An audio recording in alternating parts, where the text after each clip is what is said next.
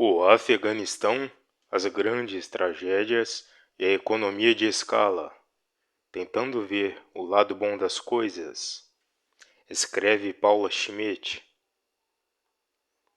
Depois de 20 anos ocupando o Afeganistão, os Estados Unidos abandonaram o país. Jornalistas medíocres no Brasil e no mundo, fiéis estenógrafos das versões oficiais, explicaram a guerra mais longa da história norte-americana seguindo o mesmo breviário. Os Estados Unidos teriam invadido o Afeganistão para combater o terrorismo e levar a democracia. Nenhum desses dois objetivos declarados foi alcançado, claro. Muito pelo contrário. Mas veja que interessante. Exatamente o objetivo não declarado teve enorme sucesso: a transferência do dinheiro de uma multidão de pagadores de impostos para um pequeno grupo de privilegiados. Essa é uma das belezas da guerra. O artigo de hoje vai tentar mostrar como essa e outras tragédias têm um lado extremamente positivo e podem ser um excelente investimento. Desastres devastadores, tanto os naturais como as pandemias, quanto aqueles causados pelo homem, como pode ser o caso desta pandemia, são veículos perfeitos para o desenvolvimento do que especialistas chamam de economia de escala. Baixos custos de produção e o incremento de bens e serviços, e o aumento na quantidade total produzida sem um aumento proporcional no custo de produção. Antes de continuar, é importante reconhecer que o governo norte-americano foi fundamental para aumentar a produção agrícola no Afeganistão, mais especificamente o cultivo de ópio. E o ópio é maravilhoso, porque ele é o ingrediente principal dos opiáceos, remédios que acabam com a dor de forma bastante eficiente até demais às vezes. Em 2019, segundo os dados do governo, 38 pessoas em média morreram por dia de overdose desse medicamento autorizado e receitado por médicos. De 1999 a 2021, segundo números oficiais, quase 900 mil norte-americanos morreram de overdose, e grande parte deles com o consumo de drogas prescritas e patenteadas. Além das mortes, o lucro dos fabricantes também foi bastante alto. A família Sackler, dona do laboratório que fabrica o OxyContin, teve um lucro que só foi revelado depois que o caso foi parar nos tribunais. 12 bilhões de dólares apenas com esse opiáceo. Como estamos vendo, tudo tem um lado bom. Nesse caso, existem vários. Um deles é que o governo favorece ainda outra economia de escala: a compra maciça de remédio como o Narcan, para combater o vício de remédio como o OxyContin. Essa economia de escala é ainda mais especial, uma espécie de garrafa de Klein, que desemboca onde enche, porque a mesma indústria que criou o problema oferece a solução. De 2016 a 2019, o governo dos Estados Unidos gastou 9 bilhões de dólares com remédio para tratar o vício em outro. Tudo financiado com dinheiro do pagador de impostos, já que o lobby do OxyContin foi tão bem feito que o próprio governo subsidiava o seu uso. Mas não foram apenas as empresas que faturaram. Médicos também se beneficiaram e quanto mais eles receitavam, mais eles recebiam dos laboratórios. Voltando ao Afeganistão, aquele país tão pobre, com uma história tão triste contada de forma tão eloquente pelo médico Khaled Hosseini no livro O Caçador de Pipas.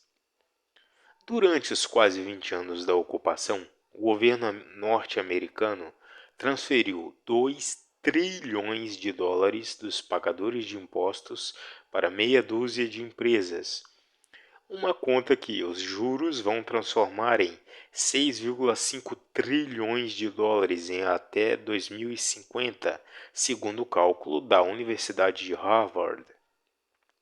Para esse número caber no cérebro, a revista Forbes fez uma divisão e calculou o custo por dia: 300 milhões de dólares por dia, todos os dias, por 20 anos.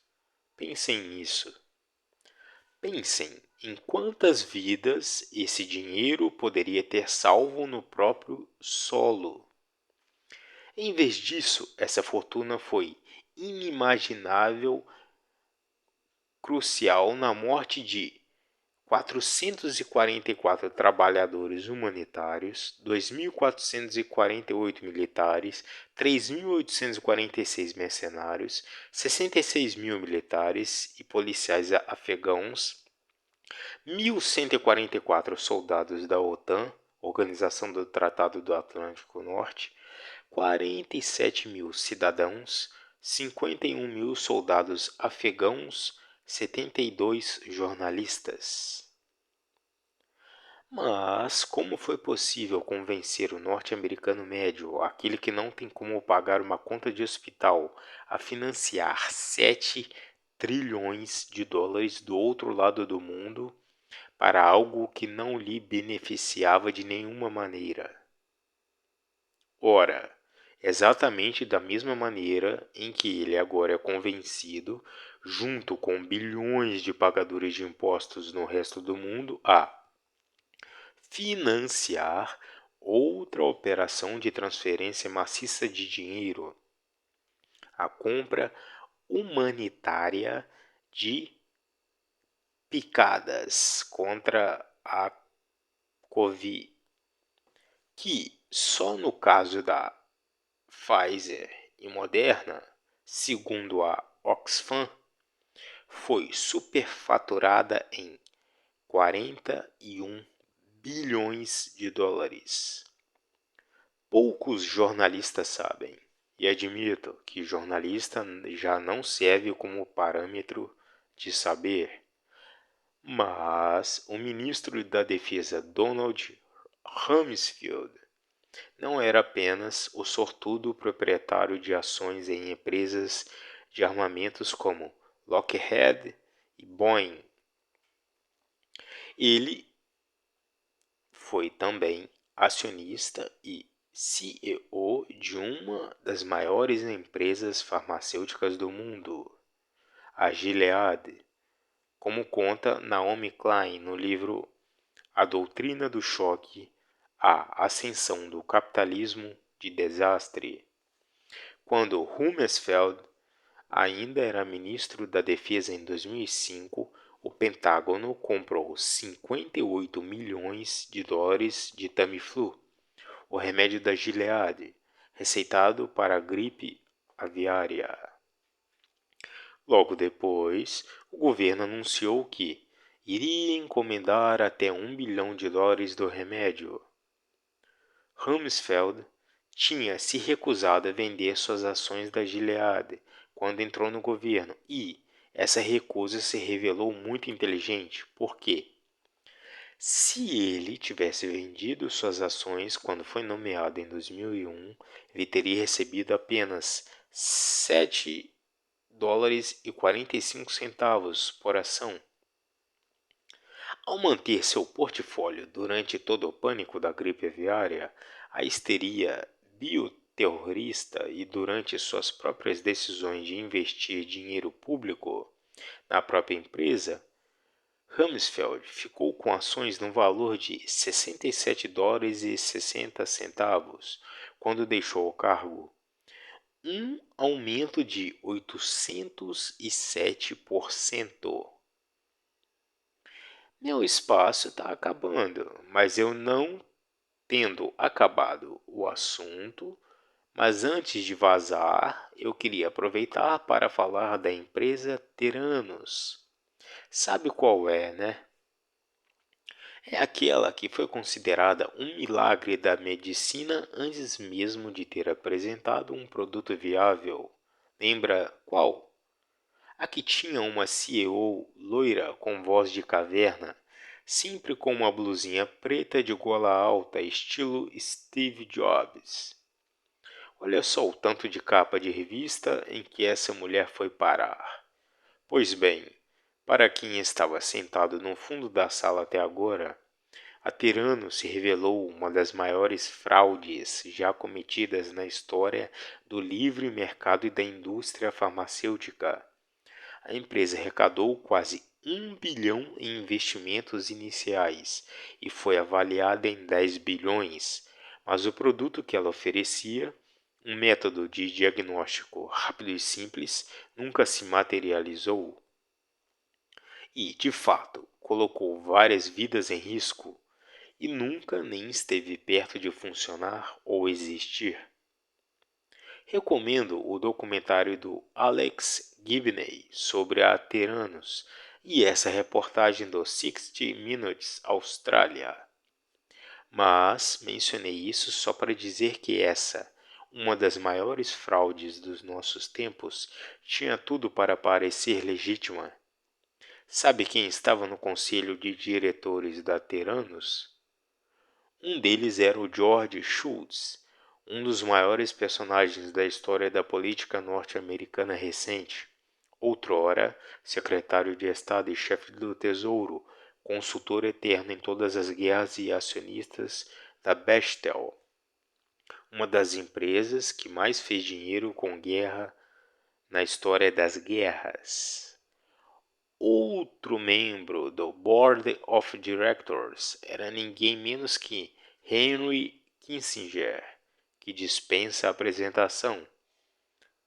Imagina uma fraude com esse tipo de validação.